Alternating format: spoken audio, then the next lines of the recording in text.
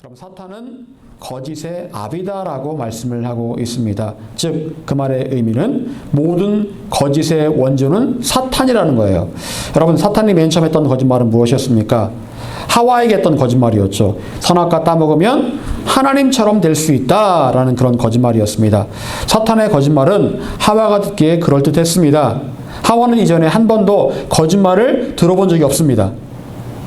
그래서 이게 거짓에 대한 어떤 큰 분별 자체가 없었던 거죠. 그러다가 사탄이 거짓말하니까 그 거짓말에 그냥 혹하게 넘어가게 되었다라는 거죠. 여러분, 그런데 그때 하와가 먼저 생각해 보아야 할 것이 있었습니다. 그것은 바로 하나님께서 선악과를 금지하셨고 선악과를 따먹으면 정녕 죽을 것이다 라고 말씀하셨다는 그 사실, 그걸 기억을 했어야 됐습니다. 그런데 사탄은 오히려 하나님의 말씀을 거짓말로 말했고 자신이 말한 것이 진실이다라고 그렇게 표현하고 있었다라는 거죠.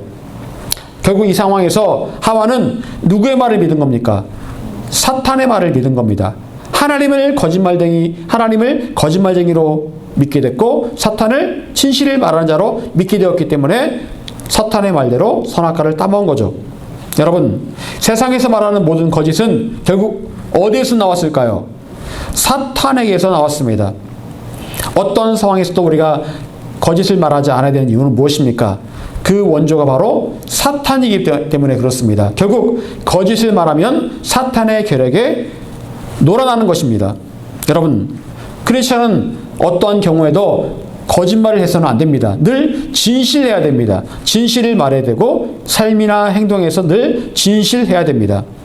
오늘 본문 15절을 보게 되면 예수님께서 말씀하신 한 부류의 사람들이 나오게 됩니다. 그들은 바로 거짓 선지자들이었습니다. 우리 15절 말씀 같이 읽어보겠습니다. 자, 시작. 거짓 선지자들을 삼가라. 양의 옷을 입고 너희에게 나오나 속에는 놀랍지 않은 입이라. 아멘. 자, 여기에 보게 되면 이들을 선지자라고 말하고 있습니다.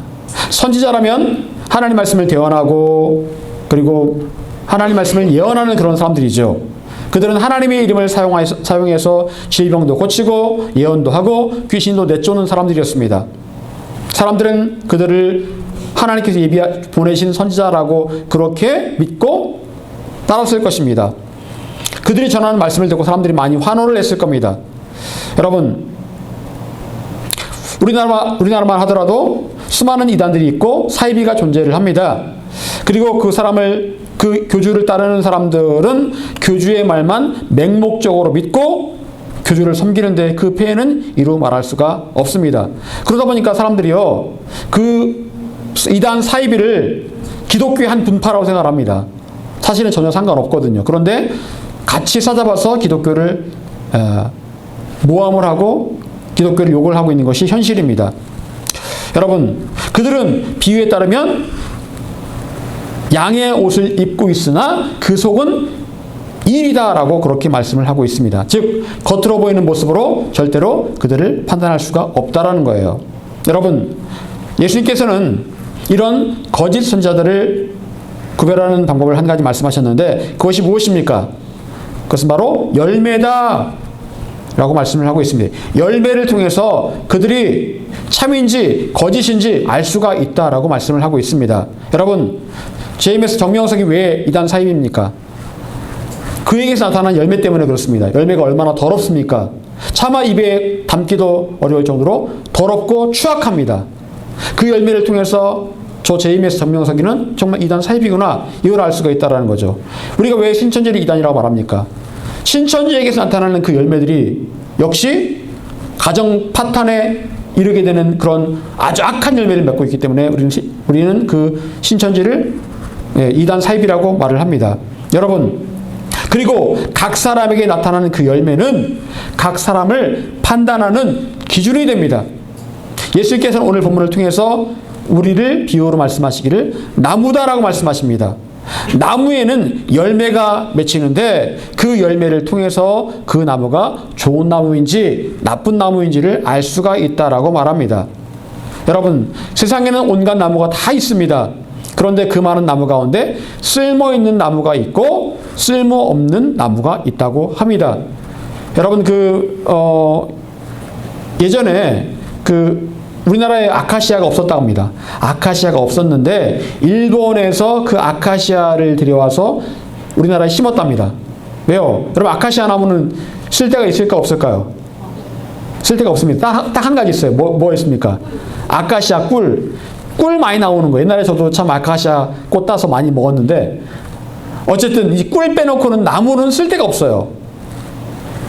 나무는 쓸데가 없습니다. 여러분 요즘 어디를 가다 보면 산 전체를 벌목한 걸 보실 수가 있습니다.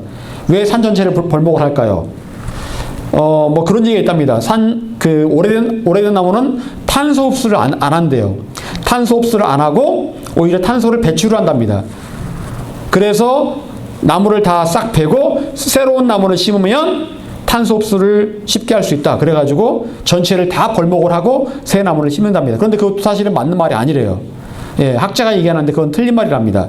그런데 그 이론에 의해서 산 전체를 다 베고 또 심고 그런다는 거예요. 그런데 그 나무 가운데, 벤 나무 가운데 어떤 나무는 제재소로 보내고 어떤 나무는 숯공장으로 보냅니다. 괜찮은 나무, 쓸모있는 나무는 제재소로 보내서 목재로 만들고 가구로 만들지만 어떤 나무는 아무짝에 쓸 데가 없어서 숯공장에 보내서 그냥 수치로밖에 쓸 수가 없는 나무가 있답니다. 여러분, 이와 같이 모든 나무가 있지만 그 나무들이 다 그 쓸모가 다 다르다라는 거예요. 여러분, 하나님께 보시기에도 우리 각 사람의 쓸모가 다 다르다라는 겁니다. 어떤 사람은 정말 하나님께서 보시기에 정말 선한 나무가 있고 어떤 나무는 악한 나무가 있다라는 거예요. 여러분, 무엇을 통해서 그것을 알 수가 있습니까? 바로 그에게서 맺혀지는 열매를 통해서 알 수가 있다라는 거예요. 여러분, 예수님께서는 21절에서 중요한 말씀을 하고 계십니다. 우리 21절 다시 읽어보겠습니다. 자, 시작. 나더러 주여 주여 하는 자마다 다 천국에 들어갈 것이 아니요 다만 하늘에 계신 내 아버지의 뜻대로 행하는 자라야 들어가리라. 아멘. 자, 여기 보게 되면 주여 주여 하는 자마다 다 천국에 들어갈 것이 아니요. 여러분, 주여 주여 한다는 것은 무슨 의미가 있는 거예요? 믿음 생활했다는 겁니다. 교회에서 믿음 생활했다. 주여 주여 하면서 기도도 하고 말씀도 보고 예배도 드리고 그랬다라는 거예요. 그런데 주여 주여 하면서 믿음 생활했지만 그들의 실생활은 어떻다라는 거예요? 천국에 들어가지 못할 인생이 너무나 많이 있다라는 겁니다. 여러분, 제가 최근에 그 드라마를 한 편 봤는데 그 드라마에서 굉장히 반기독교적인 그 내용을 담고 있다라고 제가 말씀을 드렸습니다. 근데 그 중에 이제 보게 되면 이 구역 예배를 드리는데 구역 예배 후에 그들이 얘기하는 게 어떤 내용인 줄 아세요? 뭐 집사 권사들인데 어느 집 무당이 용하더라 그 얘기를 하고 있는 거예요. 여러분, 좀 억지스럽죠. 억지스럽지만 실제로 크리스찬 가운데 무당집 다니는 사람들이 굉장히 많이 있답니다. 옛날에 신선미 성도가 얘기하는데 교회 다니다 오는 사람들은 무당이 점을 치려고 하면 십자가가 보인대요. 그래서 물어본다는 겁니다. 교회 다니는 사람이냐 물어보면 그렇다는 거예요. 여러분, 실제로 교회 다니는 사람 가운데 무당집 다니는 사람이 있습니다. 오늘의 운세를 보는 사람들이 있고요. 그리고 미신을 믿는 사람들이 분명히 존재합니다. 여러분, 그들은 겉으로는 주여 주여 하면서 기도도 하고 예배도 드리고 직분도 받아서 권사, 집사, 장로의 직분을 가진 사람도 분명히 있을 것입니다. 하지만 그런 사람들이 어찌 구원을 받을 수 있겠습니까? 하나님도 섬긴다고 하면서 우상도 섬기는 그들이, 귀신도 섬기는 그들이 어떻게 구원을 받을 수가 있겠습니까? 여러분, 예수님께서는 분명한 구원의 조건에서 이렇게 말씀하십니다. 다만 하늘에 계신 내 아버지의 뜻대로 행하는 자라야 들어가리라. 주여 주여 한다고 구원받는 것이 아니라 하늘에 계신 하나님의 뜻대로 행하는 자라야 구원을 받을 수가 있다. 여러분, 무슨 말입니까? 하나님께 순종하는 사람이 구원받을 수 있다라는 거예요. 그리고 그 말씀 앞구절에 주님께서 말씀하시길 이렇게 말씀하십니다. 이러므로 그들의 열매로 그들을 알리라. 거짓 선지자의 구분, 천국에 들어갈 수 있는 사람의 구분은 바로 그들의 열매라고 말씀하고 있습니다. 열매, 하나님 뜻에 순종하는 사람을 통해서 열매가 맺혀지는데 그 열매로 그들을 알 수가 있다라는 거예요. 여러분, 나무는 그 열매로 자기 자신을 나타냅니다. 그리고 구원받고 천국에 들어갈 자격이 있는 사람은 본에게 나타나는 그 열매로 자신을 증명할 수 있어야 합니다. 여러분 어떻습니까? 여러분에게 나타나는 열매는 어떤 열매입니까? 입만 무성한 무화과는 열매가 없었습니다. 결국 저주받아 죽었습니다. 여러분 어떻습니까? 여러분에게 나타나는 열매는 어떤 열매입니까? 땅도 좋고 햇볕도 수분도 동일하고 땅의 영양분도 동일한데 어떤 나무는 좋은 열매를 맺고 어떤 나무는 좋지 않은 열매를 맺었다면 도대체 무엇이 문제입니까? 여러분은 고목이 나무가 오래될수록 좋은 열매가 맺힐 것 같아요? 아니면 어린 나무가 좋은 열매를 맺힐 것 같습니까? 제가 얼마 전에 그 거창에 갔는데 거창의 한 공원에서 아주 오래된 사과나무를 보았습니다. 오래된 사과나무를 봤어요. 수십 년 됐답니다. 그런데 사과가 얼마나 줄 아세요? 요만해. 사과 요만합니다. 고목일수록 열매가 작아요. 그거는 따먹어도 뭐라고 안 하더라고요. 너무 작으니까 그냥 공원에서 그냥 관상용으로 심어놓은 거예요. 그런데 어린 나무일수록 열매가 큽니다. 그래서 오래된 고목은 10년만 돼도 사과나무를 다 잘라버리고 새 나무를 심는답니다. 그래야 나무 열매가 좋대요. 사과가 좋대요. 여러분, 농부들은 과감하게 나쁜 열매를 맺는 나무는 잘라버립니다. 그리고 좋은 열매가 맺히는 그 나무를 키웁니다. 여러분, 결국 나무의 문제라는 거예요. 예전에 저희 집에서 딸기 농사를 짓는데 어느 날은 아버지가 그러시는 거예요. 이게 새로운 품종이라고 하면서 그 품종을 갖고 오셔서 두 동인가를 심으셨어요. 한 동이 100m거든요. 200m를 심으셨습니다. 한 동마다 고랑이 5개인가 있어요.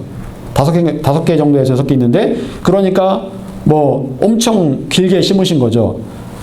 그런데 나중에 봤는데 열매가 맺혀서 열매를 딱 따먹었는데 맛이 너무 없는 거예요. 너무 시고 단맛은 하나도 없고. 근데 그 품종이 신희망이었거든요. 신희망이었는데 아버지한테 물어봤습니다. 아버지, 이 품종이 도대체 어디에서 온 겁니까? 했더니 아버지가 하신 말씀이 중국에서 왔어. 중국에서 개발한 품종인데 싸길래 구입을 하셔서 심어보신 거예요. 망했습니다. 그 해는 완전히 망했어요. 신희망 아무도 안 삽니다. 사람들이 먹어보고는 이거는 먹을 딸기가 아니다. 이거는 사람들이 먹는 딸기가 아니다. 그래가지고 아무도 안 사는 거예요. 다른 딸기는 뭐 한 상자에 10,000원씩 하는데 그거는 3,000원도 안 해요. 3,000원에 해도 안 사요. 아무도 안 사. 그래서 역시 중국은 안 되는구나 생각했는데, 어쨌건 그 다음 해부터는 절대로 그걸 안 심었고 아무도 그 종자를 안 심었어요. 싸다고 심었는데 안 되겠더라고요. 어째 그런지 모르겠습니다. 중국은요. 어쨌든 나무의 문제였어요. 겉으로 보기엔 비슷했습니다. 겉으로 보기에는 열매가 비슷했는데, 여러분 그 당시에 각광받는 그 종자가 뭐였냐면 육보, 장희 이런 종자인데 이게 다 일본 종자였어요. 일본 종자. 일본 종자는 아주 좋아요. 근데 중국 종자는 아주 안 좋아요. 그래서 그 일본 종자가 너무 이제 로열티를 줘야 되니까 비싸서 우리나라가 그거를 새로 개발을 했습니다. 그래서 그걸 요즘 다 심고 있는데, 어쨌거나 일본 것과 중국 것은 많이 다르더라고요. 여러분, 문제는 나무에 있었다. 딸기는 원래 나무가 아니지만 어쨌든 원래 그 품종 자체에 있었다라는 겁니다. 여러분, 열매가 무엇일까요? 열매는 무엇입니까? 우리에게 나타나는 그 열매는 무엇일까요? 누가복음 6장 44절 45절, 나무는 각각 그 열매로 아나니 가시나무에서 무화과를 또는 찔레에서 포도를 따지 못하느니라. 선한 사람은 마음에 쌓은 선에서 선을 내고 악한 자는 그 쌓은 악에서 악을 내나니 이 마음에 가득한 것을 입으로 말함이니라. 자, 첫 번째 열매는 무엇입니까? 입에서 나오는 말이다라는 겁니다. 여러분의 입에서 나오는 그 말이 여러분의 열매다라는 거예요. 여러분 평소에 어떤 말을 하십니까? 말은 내가 어떤 사람인지를 대변하는 중요한 지표입니다. 어떤 사람은 상스러운 말을 합니다. 부정적인 말을 합니다. 남을 비난하고 정죄하는 말을 합니다. 비판하는 말을 합니다. 상처 주는 말을 합니다. 어떤 사람은 자기를 방어하는 말을 합니다. 비관적이고 우울한 말만 합니다. 그 마음에 쌓였던 것들이 말로 드러납니다. 여러분, 구원받은 사람들의 입에서는 어떤 말이 나올까요? 늘 하나님의 은혜에 감사하고 하나님의 사랑에 감사하는 그런 말들이 나올 겁니다. 하지만 구원받지 못한 사람들은 그 입에서 늘 교회는 다니지만 세상적인 말만 나올 겁니다. 세상적인 말, 주식이 얼마가 올랐으며 뭐 요즘 돈을 잘 버며 이런 얘기만 나올 거예요.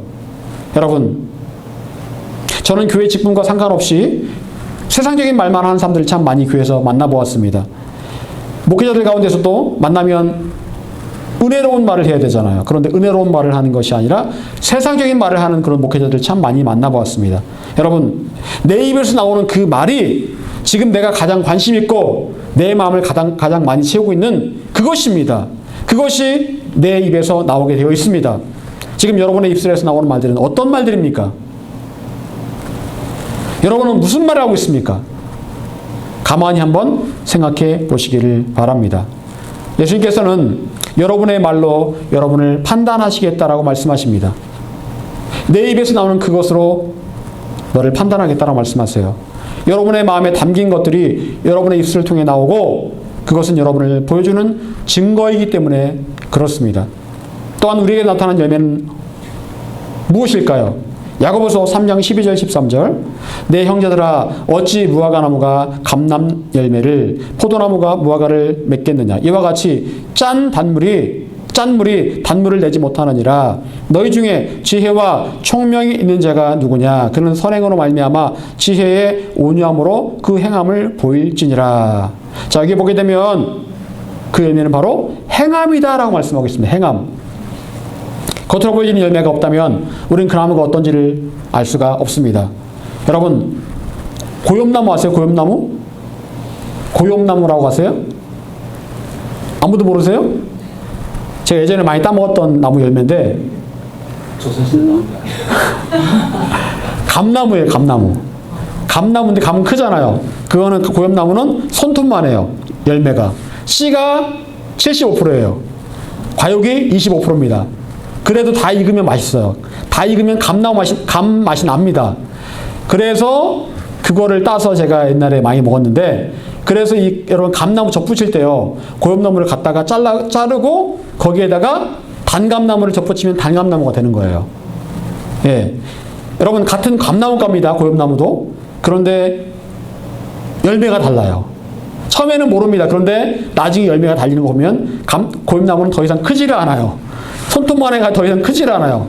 꽃도 똑같습니다. 이파리 똑같아요.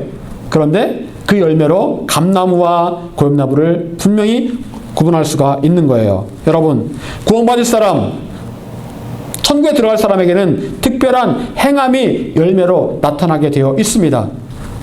그것은 믿음에 근거한 행동이죠. 구원받을 사람에게는 이 땅에 대한 미련이 크게 없습니다.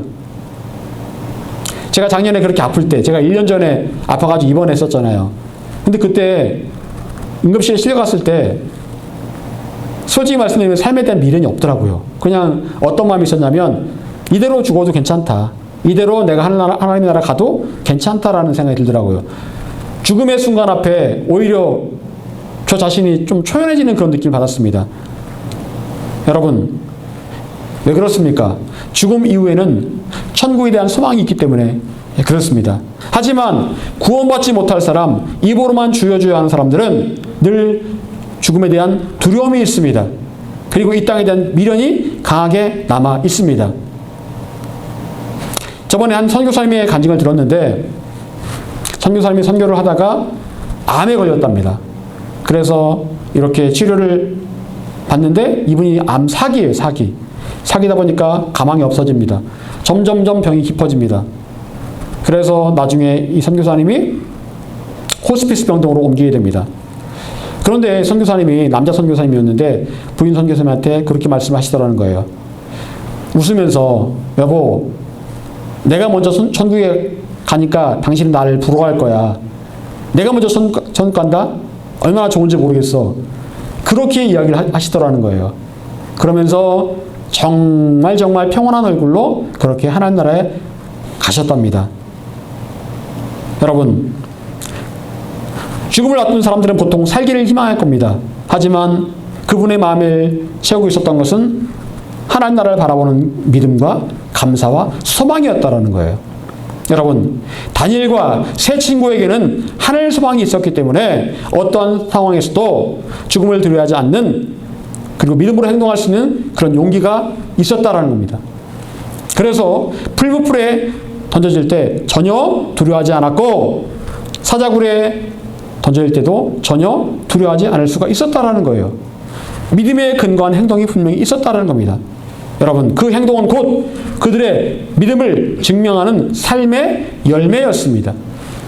여러분, 우리에게도 이렇게 삶 가운데 행함으로 보여지는 열매가 있어야 됩니다. 여러분이 지금 어떤 행동을 보이느냐가 여러분 자신의 현재 상태를 보여주는 거예요. 여러분, 하나님께서는 우리를 유혹하지는 않으시지만 때로 우리의 믿음을 테스트는 하십니다. 과연 내가 행함으로 어떤 모습을 보여드릴지에 대해서 관심이 많으십니다. 야고보서 2장 24절 26절 이로 보건대 사람이 행함으로 의롭다 하심을 받고 믿음으로만은 아니니라. 또 이와 같이 기생 라합이 사자들을 적대하여 다른 길로 나가게 할 때에 행함으로 의롭다 하심을 받은 것이 아니냐. 영혼 없는 몸이 죽은 것 같이 행함이 없는 믿음은 죽은 것이니라. 여러분, 기생 라합은 행함으로 자기의 믿음을 보였습니다. 라합의 이런 행동은 결코 쉬운 행동이 아니었습니다. 왜요? 어찌 보면 자기의 민족을 배신하는 일이었기 때문에 그렇습니다. 죽을 수 있는 그런 일이었어요. 하지만 라합은 담대하게 행함으로 자기의 믿음을 보였습니다. 여러분, 어느 곳에서 무엇을 하든지 여러분의 믿음을 행함으로 증명할 수 있기를 바랍니다. 누가 보든지 상관없이 다니엘과 세 친구들처럼 라합처럼 여러분의 믿음을 행함으로 증명할 수 있어야 합니다. 그것이 바로 여러분의 진짜 열매입니다. 여러분, 그렇다면 내가 좋은 열매, 선한 열매를 맺기 위해서 우리는 어떻게 해야 될까요? 요한복음 15장 4절 5절 우리 잘 아는 말씀이죠. 내 안에 거하라.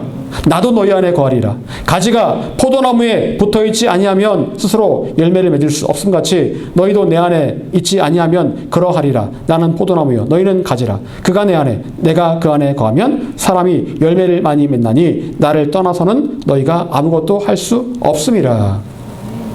여러분, 열매가 맺혀지는 핵심 원리는 무엇입니까? 예수님 안에 거하는 것입니다. 예수님 안에 거하는 것입니다. 여기 보게 되면 내 안에 거하라. 나도 너희 안에 거하리라. 여러분, 세 번역을 보게 되면 너희가 내 안에 거하면 그러면 내가 너희 안에 거하겠다고 말씀하세요. 먼저 주님께서 거하시는 것이 아니라 내가 주님 안에 거하면 그러면 주님께서 그 다음에 우리 안에 거하시겠다고 말씀하십니다. 먼저 내가 주님 안에 거하는 것이 중요합니다. 여러분, 열매는 가지가 맺습니다. 가지가 맺어요. 가지는 나무에 붙어있을 때 열매를 맺습니다. 이것이 바로 주님 안에 거하는 것이다 라고 말씀하십니다. 여러분, 그렇다면 주님 안에 거한다는 것은 무슨 의미가 있는 것일까요? 주님 안에 거한다는 것은 무슨 의미가 있는 것입니까? 표준 세번역에 보니까 이것은 예수님 안에 머물러 있는다. 공동 번역에 보니까 예수님 안에서 떠나지 않는다. 머물러 있는다. 떠나지 않는다 라고 말씀하고 있습니다. 머무르다. 떠나지 않는다. 계속해서 그 자리를 지키는 겁니다. 어렵지만 힘들지만 머물러 있고 떠나지 않는 것이 바로 주님 안에 거하는 것입니다. 우리 교회는 10년째 이곳을 지키고 있습니다. 이제 올해 10월 19일 되면 이제 10년에 접어들게 됩니다. 10살이 되는 거예요. 여러분, 그동안에 우리 지역을 떠날 여러 번의 기회가 있었습니다. 그런데 하나님께서 우리 교회가 이 지역을 지키라고 말씀하셨고 떠나지 말라고 말씀하셨기 때문에 이 지역에서 10년 동안 이 지역을 지키고 있습니다. 여러분, 하지만 떠난 것은 쉽지만 떠나지 않는 것은 어렵습니다. 안 되는데, 희망이 보이지 않는데 떠나지 않는다라는 것, 머무른다라는 것 쉽지가 않은 일입니다. 여러분, 우리가 예수님 안에 계속해서 머물러 있는 것, 떠나지 않는 것은 결코 쉽지가 않습니다. 은혜 받으면 어떻습니까? 은혜 받으면 당장 예수님 안에 거한다고 하죠. 은혜 받으면 뭔가를 하려고 합니다. 하지만 은혜가 항상 충만한 게 아닙니다. 어떤 때는 은혜가 떨어지기도 하고 기도하지 못할 때도 있고 시험에 들 때도 있습니다. 그런데 늘 예수님 안에 거할 수 있습니까? 그럴 때는 나도 모르게 예수님 곁을 떠나려고 합니다. 제가 옛날에 가르쳤던 그 아이 가운데 하나도 얘기를 들어봤는데 요즘은 술, 담배를 다 한다는 거예요. 옛날에 회장까지 했던 아이가 지금은 술, 담배하고 교회를 아예 안 나온답니다. 여러분, 한때는 은혜 받고 환상도 받던 아이거든요. 방언됐던 아이거든요. 그런데 지금은 예수님 안에 더 이상 머무르지 않고 떠나버렸습니다. 여러분, 그럴 수 있다라는 거예요. 때로는 시험 때문에, 때로는 어떤 환경 때문에 예수님 안에서 머무르지 못하고 떠날 수가 있다라는 거예요. 한 곳을 계속 지킨다라는 게 어려운 일입니다. 근데 주님께 말씀하십니다. 계속해서 나의 안에 버티고 머물러 있어야 된다. 그렇게 할 때 열매가 맺힌다라고 말씀하세요. 여러분, 늘 말씀드리죠. 나무는 한 곳에 있어야 자라고 열매를 맺습니다. 나무를 옮기면, 계속해서 옮기면 나무는 얼마 못 있어서 죽습니다. 열매를 맺기는 고사하고 죽어버립니다. 아무리 좋은 열매라도, 좋은 나무라 할지라도. 여러분, 버티고 견뎌야 열매가 맺히게 된다라는 거예요. 집을 나간 탕자는 어땠습니까? 아버지 집에 함께 있는 것이 지겨웠습니다. 집을 떠났습니다. 하지만 결국 집을 떠나간 탕자에게 남은 것은 공허함과 좌절과 낙심뿐이었습니다. 그래 다시 아버지 집으로 돌아오게 되죠. 여러분, 우리 예수님 안에 거하면서 예수님을 떠나지 않고 머물러 있는 것은 세상의 유혹과 싸워야 되는 일입니다. 늘 그 자리를 지킨다는 것 어려운 일입니다. 하지만 그 어려움들을 이겨낼 때에 열매가 맺히게 되는 거예요. 때론 내 마음이 나태해지고 하나님께 순종하며 사는 것이 부담스럽다고 생각될 수 있습니다. 세상의 유혹과도 싸워야 됩니다.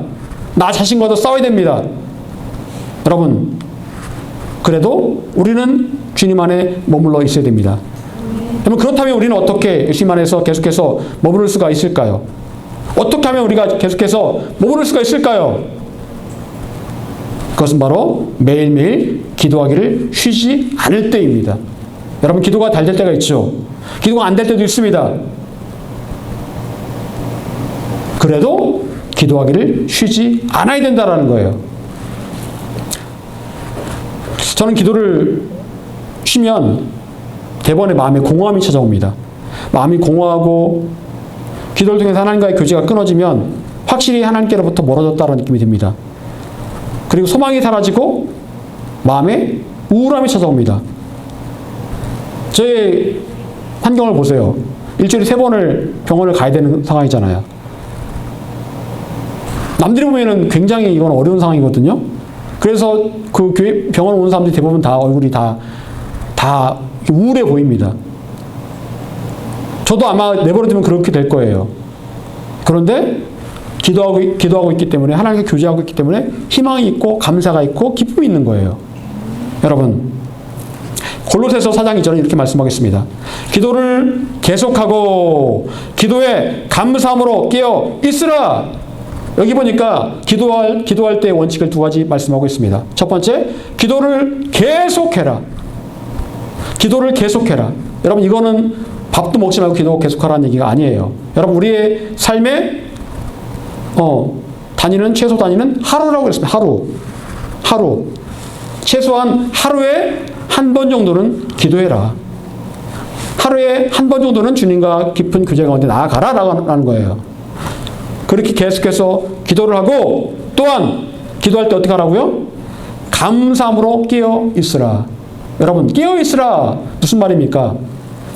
내버려두면 감사함으로 기도하는 게 쉽지 않다라는 거예요. 늘 마음에 생각하고 감사함으로 기도해야지, 감사함으로 기도해야지 늘 다짐을 하라는 거예요. 그래서 깨어있음으로, 감사함으로 깨어있음으로 기도하라는 겁니다. 감사함으로 일부러라도 그렇게 마음을 다잡고 그렇게 감사함으로 기도하라는 거예요. 감사할 일이 있든 없든 모든 일에 하나님 앞에 감사함으로 깨어 있으라. 그렇게 기도할 때 우리는 계속해서 주님 안에 거할 수가 있는 겁니다. 여러분 어떻게 기도하고 계십니까? 계속해서 기도하고 계십니까? 감사함으로 기도하고 계십니까? 여러분, 주님과 함께하는 삶의 기본은 깨어서 감사함으로 계속해서 기도하는 삶입니다. 그렇게 할 때 우리는 주님 안에 거할 수가 있게 됩니다.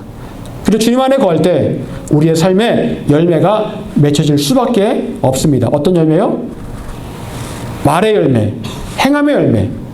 그냥 말이 아니라 믿음의 말, 믿음의 행동의 열매가 맺힐 수밖에 없다는 거죠. 사랑하는 여러분, 우린 반드시 하나님께서 기뻐하시는 좋은 나무여야 합니다. 왜 그렇습니까? 좋은 나무만이 하나님 나라에 들어갈 수 있기 때문에 그렇습니다. 좋은 나무가 구원받습니다. 나쁜 나무는 지옥불에 던져지게 될 것입니다. 여러분 어떤 나무입니까? 여러분 어떤 열매를 맺고 계십니까? 여러분의 열매가 정말 주님께서 보실 때 선한 열매, 좋은 열매입니까? 아니면 악한 열매입니까? 무익한 열매입니까? 바라기는 여러분의 열매가 하나님께서 기뻐하시는 좋은 열매, 선한 열매가 되시기를 간절히 축원합니다.